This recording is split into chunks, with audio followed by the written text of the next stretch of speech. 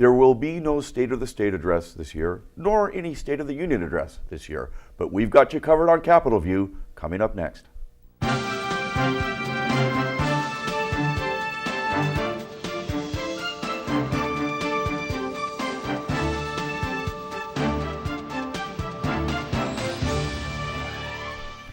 Welcome to Capitol View, the weekly program on state politics and governments and how it might just affect you. Joining me this week on Capitol View is Brian Mackey, State House reporter for NPR Illinois. Welcome, Brian. Good to be with you, Bruce. And I'm being ganged up by radio people this week because we also have Daisy Contreras, reporter for NPR Illinois. Welcome, Daisy. Great to be here. Well, we thought we'd do something a little bit different on Capitol View this week because there is going to be no State of the State address next week, as we usually have here in Illinois. Instead, the Governor Pritzker has decided he's going to do it all in one shebang, perhaps next month with his budget address. And so we thought we would put on our governor's hat and have a little, if we were governor, here's the speech we'd deliver. So Governor Mackey, what's the State of the State? Heaven help us. I should maybe preface this by saying I have no problem with consolidating. It always was a bit odd that you'd have this State of the State address, which just basically turned into a campaign speech. Sure. And then the actual substance of state government comes out in the budget message. Right? What's that line from Joe Biden? I think he said 10 years ago on the campaign trail, he said, "Don't tell me what your values are, show me your budget and I'll tell you what your values are." Good line, and in fact we just got over the inauguration speeches, and so Exactly. Perhaps another one might be a bit much. A bit much. So yeah. I guess my State of the State would be fine. We're doing fine. The Illinois economy is not going gangbusters, but it's not in the doldrums either. We have done reasonably well since the Great Recession, although that was a huge hit to both the state's economy at large and state government finances in particular. The budget impasse didn't help, the automatic tax decrease that happened back then, but even in terms of state revenue, that is recovering now that we have had the higher tax rate, but it's still not enough. The state still has budgetary problems, and you see how I keep returning to the state budget. The budget address is next month. Exactly, but this is why people always get further. They come out of the State of the State and they say, "But he didn't talk about the budget." So, he's not the first governor to do this. I know Governor Blagojevich combined it several times. I think there may have even been prior governors, but I'm not ready to speak to that. So, and unfortunately, as Brian said, Governor Pritzker is inheriting a state already in a lot of financial difficulty. So, as of today, $8 billion in bill backlogs. So much of what he might have already going in really wanted to focus on, he might have to put in the back burner until he figures out balanced budget, which is very important. But Governor Contreras, the State of the State is supposed to be about the positive. And Governor Pritzker at his inauguration address said, not everything is broken. Governor, what's not broken? Well, he did say, and he put a great focus on working for Illinois families, and over the last 2 weeks, he's done just that in executive orders, just kind of reinforcing his ideas coming in. Gun legislation, we saw that last week. Women's right to choose. Earlier this week, he went ahead and he tried to reinforce that legislation signed by a previous governor, Governor Rauner. Pay equity, he's dealt with unions, now in immigration. So I think he's keeping to his campaign promises, but he hasn't dealt with the legislature just yet. Sure, he seems to be checking a lot of boxes, or a lot, that's a relative term, but he's checking some boxes early, as you just said, the gun legislation. He did a climate thingamabob today or yesterday. But those aren't the big lifts, I don't think. No. What are the big lifts going to be? Yeah, the things he's been doing, I would say, are I guess you could call them value signaling, right? We have state organized labor day one day. We have people who favor abortion rights another day. Environmentalists the day after that. Federal workers. People who are concerned about gun violence. And those are the things that are, some of those were substantive, signing the legislation that Daisy mentioned, the gun dealer licensing bill. Sure. But some of the other ones are have the state agency study this issue and get back to me in 60 days. You make sure you follow the law. Follow the law, yeah, exactly. These are not path-breaking, changes in state governance. What's going to be difficult, for one, is any program he proposed that involves spending more money, such as expanding access to the monetary award program grants that help students from low-income backgrounds go to college, such as increasing state support for higher education, such as passing a capital bill, which we might talk about later. We might talk about that later, yeah. Such as changing the state from having a flat income tax to a graduated income tax, where on higher income levels you pay a higher percentage. But toward the let's state stop tax. right there for a second.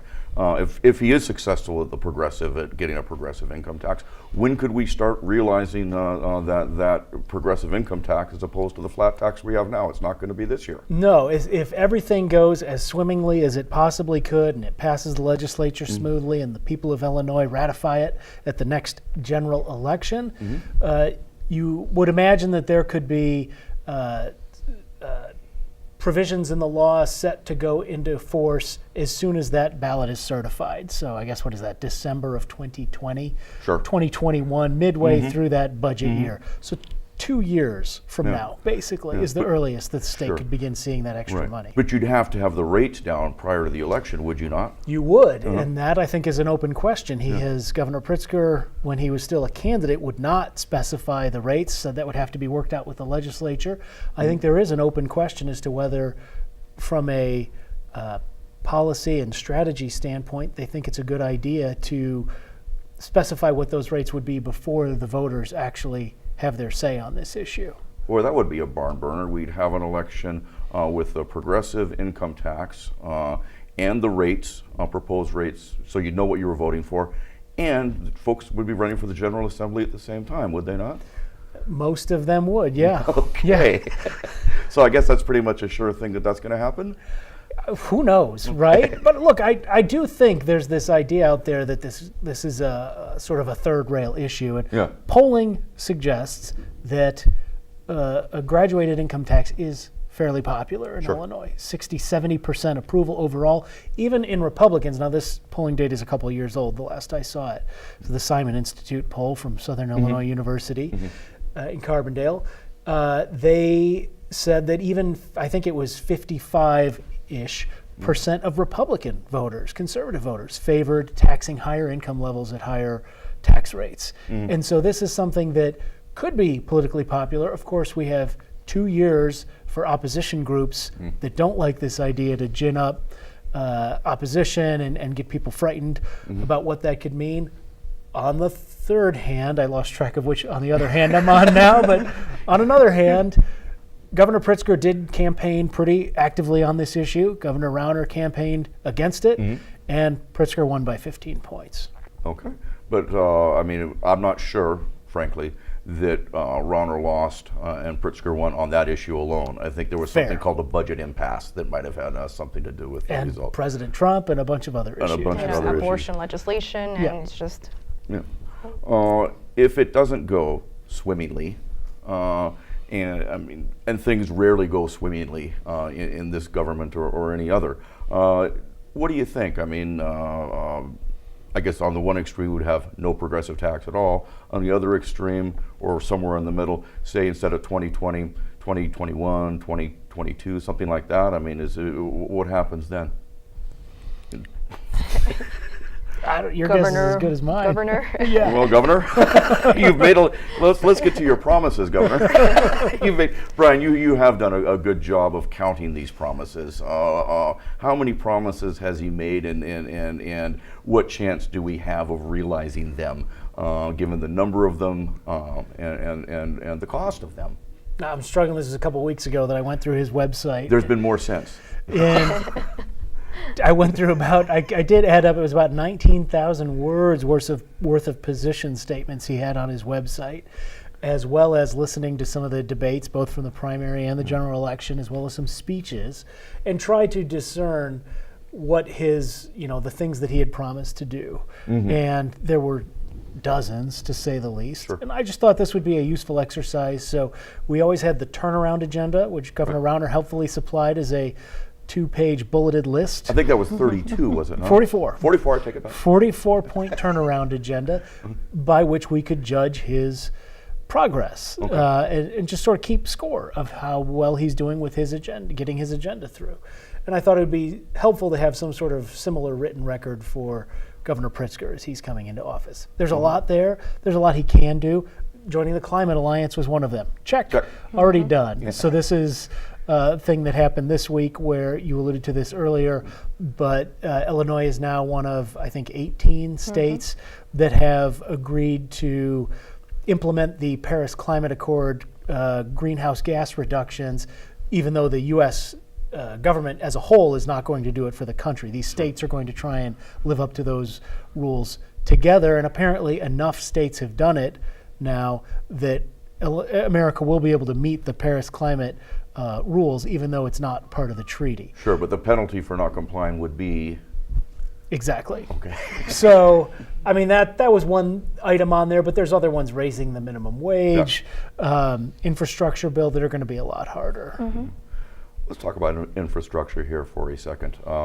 The State Journal Register had a story this week about the dome, the Capitol dome. It's apparently not in the best of shape, and I thought Doug Finke did an outstanding job, even though he's not an architect or a construction person. I actually understood what was happening. There's apparently two different layers to this thing, and hasn't been repaired or kept maintained, I guess, since 2021. And there's water apparently that's intruded, and there's things that are crumbling. Should we be afraid to go into the Capitol? Well, from what they're saying, we shouldn't be afraid because this is a section, like you said, that we can't really see. Okay. But if it's left at how it is, then it's going to take more money in the future to look at. And we can see the state fairgrounds as one example. Absolutely, if you leave something for a long time, it's going to cost more money in the long run. We have no capital bill to actually get that fixed. So I think that's one of the issues that Pritzker said that he was going to tackle. But again, where is the money going to come from? You can have all of these ideas that, we need roads and bridges repaired. We need buildings that need to be repaired. But where is that money going to come from? So a lot of people have been saying legalizing recreational marijuana, expanding gambling, sports gambling could be great revenue generators. But no one really knows how much these two things are going to bring. Sure. I mean, I think the bill, if memory serves, for the fairgrounds alone is well into the hundreds of millions of dollars just for the fairgrounds. And then you've got, it just seems like a gas tax hike, even if we do one, isn't going to get us to fixing the fairgrounds and the roads and the bridges and the Capitol Dome and the Armory, if they ever choose to do that, and whatever else. Selling the Thompson Center, how much might that get us? Any sense, or is that something they might be able to finagle to use toward a capital bill? I mean, even if they do sell this, it's a one-time thing. Right. You can only use it once, and where does that money go? Everybody wants a piece of that, money, I mean, money. By all rights, It's the Thompson Center money has been spent Several the past times over. 3 years now, 2 or 3 years. I mean, 2 years at least. I mean, there's an analyst from S&P who joked that it's becoming a recurring revenue source. You joke about you have one-time revenue sources where you do some sort of gimmick like leasing the parking meters in Chicago or selling a building. And then you have recurring revenue sources, which is like the income tax, because it keeps going every year. It's a gift that keeps giving. And so, this guy was joking that, the state is treating selling the Thompson Center like it's a recurring revenue source. That money's already been accounted for and being spent this year. And that's just another thing that's going to have to be made up in the budget deficit. Has anybody got any kind of a ballpark on marijuana? Because that's almost a given that's going to happen if we're listening to folks like Pritzker, and there doesn't seem to be a lot of Democrats in the legislature who are squawking about it. I'm sure there are, but I mean, how much can you realize? I've seen figures 300 million. Is that a reasonable figure? I think that estimates are being thrown all over the place. It's the same thing with sports gambling. We can look at other states that already have something in place that's very similar, but it all really depends. And everybody wants that money. So does it really go to infrastructure? Does it go to, what does it go to? Health, education? I mean, the Chicago papers have recently thrown some cold water on the legalized marijuana proposal, saying, hey, not so fast, let's slow this down and study it some more. Are legislators going to listen to those sorts of sentiments coming particularly from the largest newspapers in the state? Is that going to cause anybody to pause? I have noticed just in the past few weeks a sort of attempt to put the brakes on this conversation nationwide, or at least to raise a flag. Right. There's a guy, former New York Times reporter turned novelist, who's out with a new book on this, where he is attempting to say that there is some evidence about a link between people, edge cases, but still some number of cases where people consume marijuana and then have psychoses develop, either schizophrenia-like symptoms at an age where they should be beyond the danger zone, where people usually, that's usually something that affects younger people. And there was a story on the PBS NewsHour in the past week or so out of Colorado, about somebody who murdered his wife and now claims that he didn't even he had taken some edibles, some gummy cannabis product, and didn't even realize it was his wife, and he thought this person. I thought it was killing someone else. Yeah, exactly. Exactly. Okay.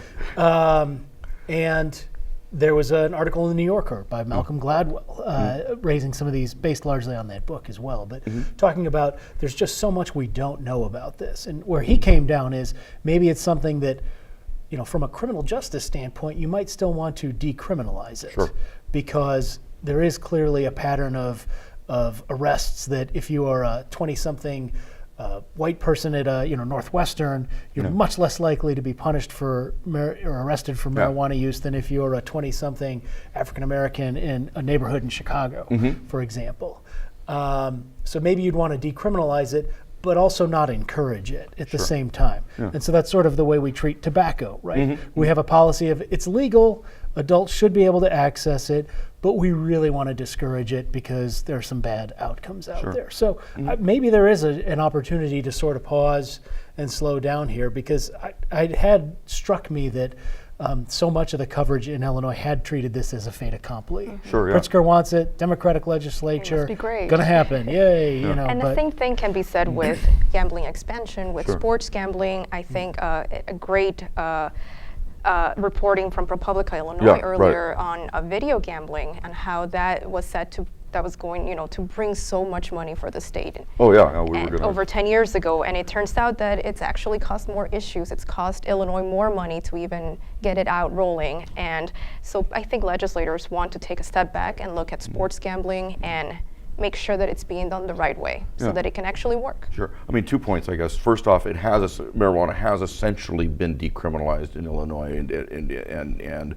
so you get a traffic ticket or you get something the equivalent of it, and it goes away. To the ProPublica piece, it was a dynamite piece of reporting, I thought, and it was the best look that I've seen in a long time, if ever, about hey, this is not the panacea.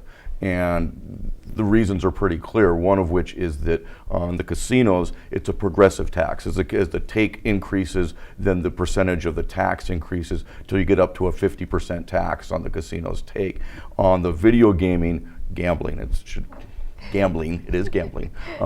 In the video gambling, it's 30% flat, no matter how much is realized. And so local governments don't even get that much. They get, I think, 5%. Although in a city like Springfield, for example, they have an added tax to the machines, which generates, I think, roughly $1 million a year for infrastructure that's used in Springfield.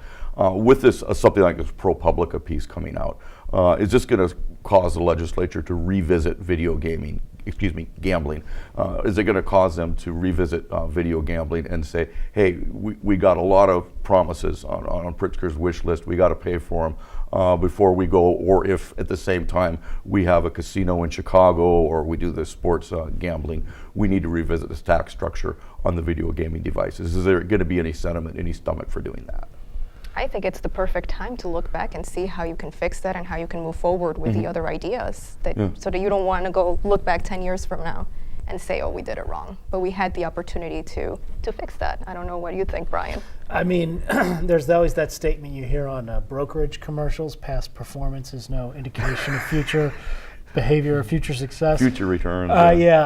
The way the state has struggled to deal with this gambling issue for the better part of a decade now. I mean, I feel like I've been hearing about these new casinos and this expansion almost since I started with public radio back in the State House, which has been 7 years now. And I mean, there have been bills passed to the governor. Governor Quinn vetoed some, and then the issue's gone dormant. It's changed hands. We saw State Representative Lou Lang, who was one of the leaders on this issue, retired from the House suddenly this winter, and is probably he's going to become a lobbyist. Correct. Quite possibly on these very issues that You he think, was just I think maybe he has a background with it. Yeah. He has a background and some knowledge and some connections with it, and I think that the video gaming is an interesting case as well. And I have to admit, I have not finished reading the whole story that was not ProPublica and WBEZ, our public radio sister station, collaborated. And sometimes, yes. Do a little log rolling there. But one of the things about video gaming that has jumped out at me, it goes back to this state government report that came out last November, is that there are now enough, if you count the number of video gambling terminals that exist in Illinois, it's the number of gaming positions that exist as though there were 24 additional casinos. Correct. So Illinois has 10 casinos right now, and there's so many video gaming terminals in restaurants and bars and gas stations and other places that it's as though we have an additional 24 casinos. And I've talked to people in the industry, and some of them think, there has got to be something to shake out here. There's going to be some consolidation, maybe some retrenchment, because you just got to wonder how can you, is the market oversaturated for this? And this would be the time to do it. And the cynical way to look at Illinois government is always bet on nothing happening, because that's easier to do than actually doing something hard, like potentially irritating some moneyed interests.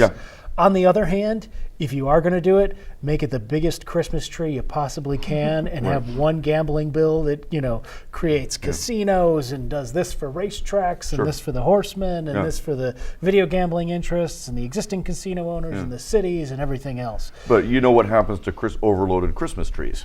They fall. Yep.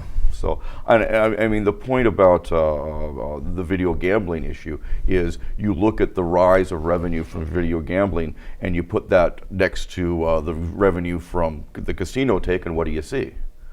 The casino take is going down. I mean, it's almost a mirror image of itself. I wonder sometimes if heaven forbid, what would happen if a casino went out of business? And in a different arena, I guess, in the medical marijuana arena, it didn't get started really quickly, and some of these folks that had licenses to grow these cultivation centers relinquished them. They said, no, not thinking that that's going to happen. I'm just wondering, I mean, could there be some sort of gambling bubble here where we put a lot of time and effort and thinking into it, and suddenly we realize there's a finite number of gambling dollars out there? So, anywho, we've got a question here lately from the new Attorney General, Kwame Raoul. He has just weighed in, sort of, on the recent verdict in Chicago, the murder verdict against the Chicago police officer Van Dyke, who was recently sentenced to 7 years for murdering Laquan McDonald, the unarmed 17-year-old, in, I believe, 2014 was when that killing occurred. A lot of folks think 7 years for second-degree murder conviction is not enough, and because it's second degree, assuming the officer behaves himself in prison, he'll be out in a little over 3 years, something around like that. Why would the Attorney General say, as Kwame Raoul has said, I'm reviewing that sentence? What would his motivation be? Is it pure? Is it politics? Is it something in between? What do you think? Far be it from me to look into the heart of Attorney General Raoul and determine what he's thinking. Sure. But one can imagine all those motives playing a factor. I mean, he is responsive to his constituents, and some number of his constituents are raising the concern that this was an unjust verdict. Sure. That if Officer Van Dyke had instead been Citizen Van Dyke, who shot someone 16 times and had been convicted of second-degree murder and 16 counts of aggravated battery with a firearm, that he might not have gotten that favorable interpretation of the sentencing rules in Illinois that the judge applied in that case, right? And as the way it was charged, and there have also been questions raised about whether prosecutors go after things too harshly, but it was also possible, the way it was charged and the verdict went, that the judge should have sentenced him on 16 individual counts to be served consecutively. And that is, the idea there is that each bullet that hit Laquan McDonald caused him great bodily harm with the possibility of death. Sure. And so if that's the way the judge had interpreted what had happened, and there's some argument that Supreme Court precedent and statutes suggest that's the way you should go, then Van Dyke would have been in for decades, probably the rest of his natural I think life. 96 years. Yeah, or so, I mean, that's a Class X with no good time. So, yeah. which has no opportunity for, or very little for, getting time off your sentence. Yeah. So it's caused an outcry, and coming especially as it did the day after a group of other police officers were acquitted in the idea that they tried to cover up what had happened there. Yeah. And keep in mind, this is something that I think, as you said, happened in 1 year. We didn't really learn about it. It didn't become a major news story until almost a year later, when some media organizations, began publishing the coroner's report and raising questions and trying to obtain that dashboard camera video that showed the shooting. Yeah. And this is something also that Attorney General Raoul, he said in his inauguration speech and his acceptance speech that he was going to focus on gun violence and criminal justice. So I think that's just a step that he's taking early on. One thing that is curious to me, and I don't mean to assign motives one way or the other, while the Attorney General has said his office is going to review or is reviewing the sentence, he has not said whether he feels the sentence was fair or unjust. He's been silent on that. And that to me seems interesting, for lack of a better word. Why would you review something if you agreed with the result? I think you're right. The legalistic part of it is interesting, complicated, and probably more suited to a law school discussion than what we can have here. But I am curious as to why the Attorney General, hasn't said, if he believes it, 3 years in jail isn't enough. Because if this had been, as you rightly point out, flipped the other way, then the teenager likely would be serving a lot more time. Why wouldn't the Attorney General say, yes, I agree with, think it's just, no, I don't think it's just, or somewhere in the middle? Good question, I just don't know.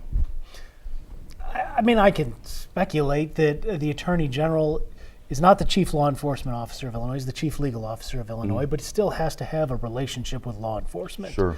And so to the extent that the law enforcement community, the Fraternal Order of Police, the unions that represent police officers are relieved at this sentence, who viewed Jason Van Dyke as somebody who maybe didn't act appropriately under the circumstances, but they're relieved he didn't get too much time. Yeah.